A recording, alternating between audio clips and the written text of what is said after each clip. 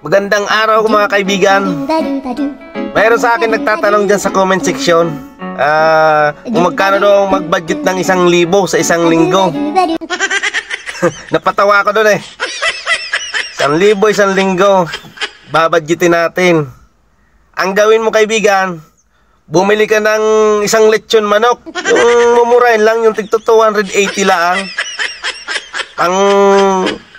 Pang isang lingguhan na yon. Siguraduhin mo lang na na makaabot sa linggo. Saka ito pa, bumili ka ng mga 5 kilong baboy. Mura lang naman yun. Mga higit kumulang lang yun, 1,000. Ganun mag-budget. Kailangan yung mga mahal ang bilhin mo. Saka kung bibili ka lang naman yung mga mahal na, para mabudget mo ang 1,000.